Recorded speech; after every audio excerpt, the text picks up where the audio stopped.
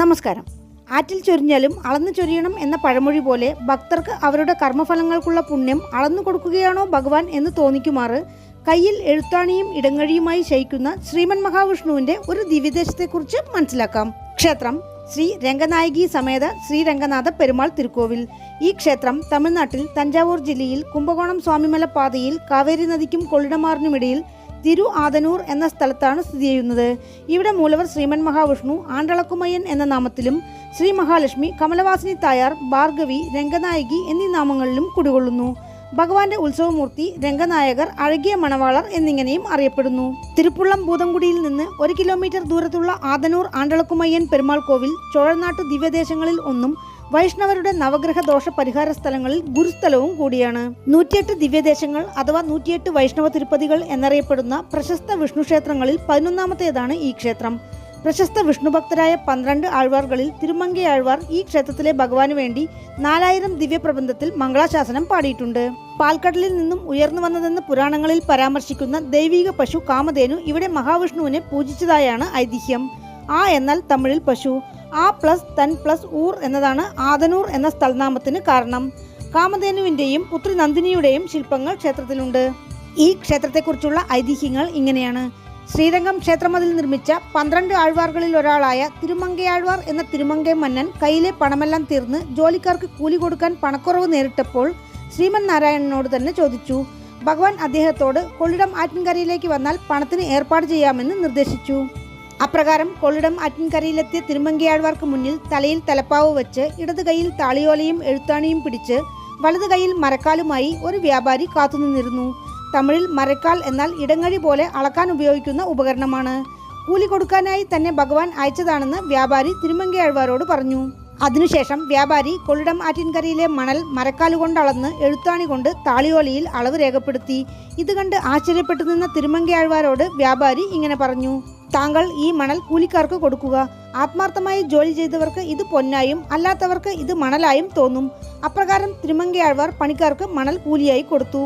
പലരുടെയും കണ്ണിൽ മണൽ മണലായി തന്നെ കണ്ടതിനാൽ അവർ തിരുമങ്കയാഴ്വാരോട് പരാതിപ്പെടുകയും വ്യാപാരിയെ ആക്രമിക്കുവാനായി അയാൾക്ക് നേരെ പാഞ്ഞെടുക്കുകയും ചെയ്തു. തിരുമങ്കയാഴ്വാരും പണിക്കാരും തൻ്റെ നേരെ വരുന്നത് കണ്ട് വ്യാപാരി ഓട്ടം തുടങ്ങി. ശ്രീരംഗം ക്ഷേത്രം കടന്ന് ഇവിടെ എത്തിയ വ്യാപാരി ഇടത് കൈയിൽ താളിയോലയും എഴുത്താണിയുമേന്തി മരക്കാൽ തലയണയാക്കി വെച്ചുകൊണ്ട് ഭഗവാൻ ശ്രീമൻ നാരായണനായി ശയനരൂപത്തിൽ തിരുമങ്കയാഴ്വാർക്ക് ദർശനം കൊടുത്തു. ഭഗവാന്റെ അഴകിൽ മനം നിറഞ്ഞ തിരുമങ്കയാഴ്വാർ ഭഗവാന് പതികം പാടി എന്നാണ് ഐതിഹ്യം. ഭഗവാൻ ആദനൂർക്ക് ഓടി വരുമ്പോൾ അരികിലുള്ള ഒരു ഗ്രാമത്തിൽ വെച്ച് തൻ്റെ കയ്യിലുള്ള താളിയോല എടുത്ത് കണക്ക് കുറിച്ചതിനാൽ ആ ഗ്രാമം ഓലപ്പാടി എന്നറിയപ്പെട്ടു. ഭഗവാൻ ഗംഭീരമായി നടന്നു വന്ന ഗ്രാമത്തിന് വിസയമങ്ക എന്നും ഓടി വരുമ്പോൾ തിരിഞ്ഞു നോക്കിയ ഗ്രാമം തിരുമ്പൂർ എന്നും തിരുമങ്കയാഴ്വാർ തന്നെ തുരുത്തിക്കൊണ്ട് വരുന്നുണ്ടോ ഇല്ലയോ എന്ന് ആലോചിച്ചു നിന്ന സ്ഥലം മാഞ്ചേരി എന്നും അറിയപ്പെടുന്നു. ഭഗവാൻ മരക്കാലിനുള്ളിൽ കൈവച്ച സ്ഥലം വൈകാവൂർ എന്നും ഭഗവാൻ പ്രവേശിച്ച ഗ്രാമം പൂങ്കുടി എന്നും വിശ്രമിച്ചത് ആദനൂർ എന്ന സ്ഥലത്തുമാണ്. ഈ ഗ്രാമങ്ങളെല്ലാം ഇന്നും ഇതേ പേരിലുണ്ട്. വേറൊരു ഐതിഹ്യം: പണ്ടൊരു കാലത്ത് ശ്രീമൻ മഹാവിഷ്ണുവിന്റെ ദർശനത്തിനായി ഭൃഗു മഹർഷി പാൽക്കടലിൽ തപസ് ചെയ്തുകൊണ്ടിരുന്നപ്പോൾ മഹാലക്ഷ്മി പ്രത്യക്ഷപ്പെട്ട് മഹർഷിക്കൊരു ഹാരം സമ്മാനിച്ചു. മഹർഷി അത് ദേവേന്ദ്രന് നൽകി.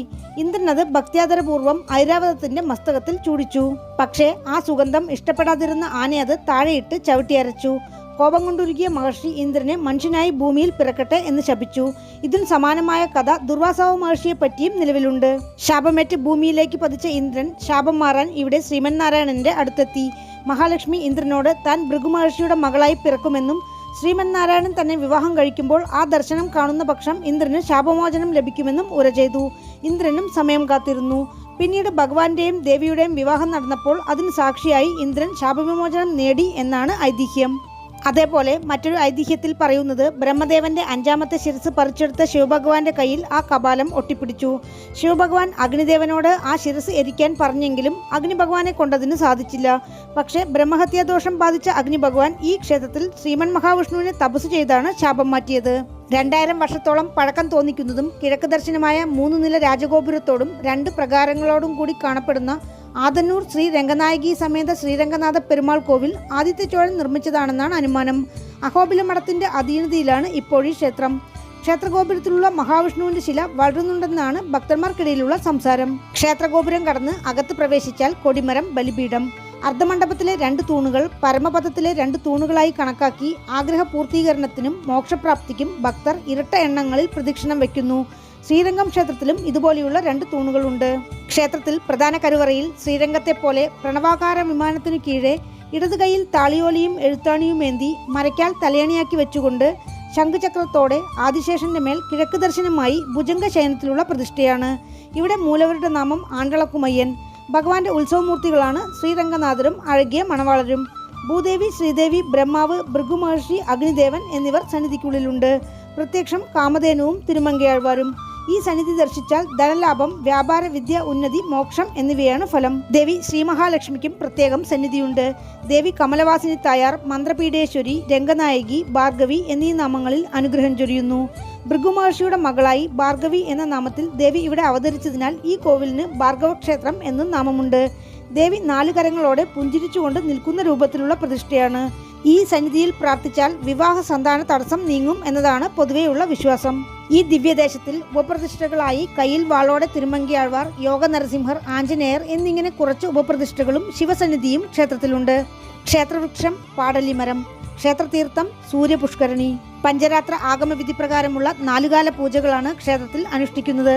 ശ്രീകൃഷ്ണ ജയന്തി, വൈകാശി ബ്രഹ്മോത്സവം, വൈകുണ്ഠ ഏകാദശി എന്നിവയാണ് ക്ഷേത്രത്തിലെ പ്രധാന ആഘോഷങ്ങൾ. പൂജാ സമയം രാവിലെ 7 മണി മുതൽ ഉച്ചയ്ക്ക് 12 മണി വരെ, വൈകുന്നേരം 4:30 മണി മുതൽ രാത്രി 7:30 മണി വരെ. ക്ഷേത്രത്തിലേക്ക് എത്തുവാൻ കുംഭകോണത്ത് നിന്ന് 13 കിലോമീറ്റർ, സ്വാമിമലയിൽ നിന്ന് 3 കിലോമീറ്റർ. അടുത്തുള്ള റെയിൽവേ സ്റ്റേഷൻ കുംഭകോണം. വീണ്ടും അടുത്ത വീഡിയോയിൽ കാണാം. നന്ദി.